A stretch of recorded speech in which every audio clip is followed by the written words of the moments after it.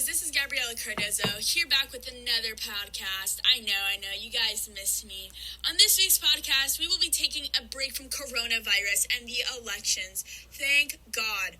To me, a truly incredible guest. Drumroll, please. You got it, ladies and gentlemen. Welcome, Napoleon, to the show. Hi, Gabby. I'm very excited to be here. Great change of scenery. Yes, of course, we try. From my understanding, you just finished up a battle at your farm, correct? Yes, indeed. For those that don't know, let's talk a little bit more about the recent and tragic battle of the windmill. Napoleon, who is here with us today, is currently the leader of Manor Farm, correct? Yes, I am. I used to lead with Snowball, another pig. He left for several reasons, but yes, he conspired with Snowball. He was an animal abuser. Animal abuser, I tell you. Okay. I see.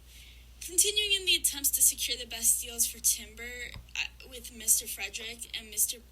Pilkington, Napoleon used propaganda to make the claim that these farmers were in alliance with the banished leader, Snowball. Stories of Mr. Frederick abusing animals was one way Napoleon utilized propaganda to make the animals on Manor Farm angry. What happens next, Napoleon? Well, the next day, Mr. Frederick and 15 other terrible men came with giant guns to attack all our animals on the farm. We were forced to retreat to our barns. It wasn't long until evil Mr. Frederick took control of our pastures.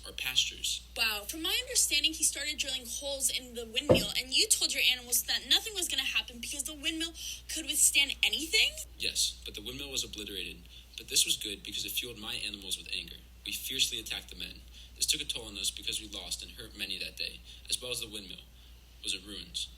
But we were able to declare a sweet victory. Wow, what a story. This really reminds me of the 1942 Battle of Stalingrad between the Germans and the Russians for the city of Stalingrad and what the Germans hoped to be the entry to the east.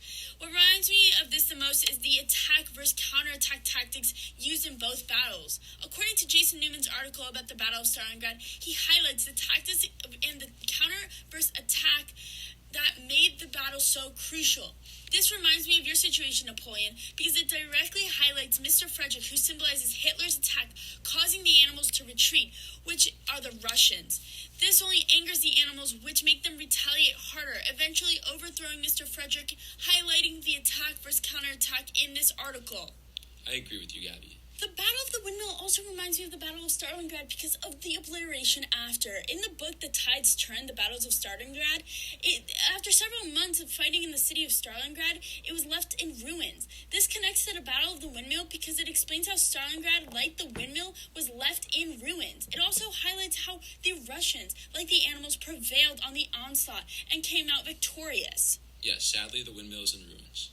Honestly, Napoleon, looking back, it's been a crazy year for politics. I mean, let's just think back in January 3rd when the U.S. drone strikes near Baghdad killed the Iranian Major General Qasem Soleimani, according to Mike Pompeo, which was the target of the attacks. Soon after that, the Iranian government retaliated by striking the airbase where several U.S. troops were located. I mean, at this point, we were almost at the brink of war.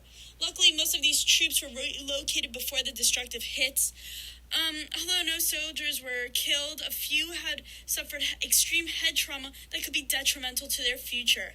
At first, President Trump was against admitting such had experienced the injuries as severely as they were. I mean, the world was on the edge of their seats waiting to see what the U.S. would react with. But luckily, these things settled down and because both sides waged war very heavily. And although tensions are still relatively high, these have subsided for the time being.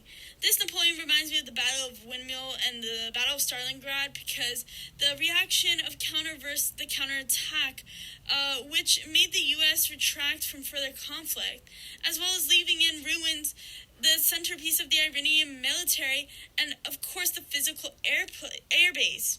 What do you think, Napoleon? Yes, all those points are correct. Well, thanks for coming, Napoleon. So much fun to have you on the show.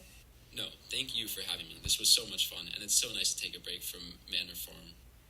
Okay. Well, guys, that's all we have for this week's podcast. I know. You guys wish there was more. So stay safe. Love you all. Have a great day.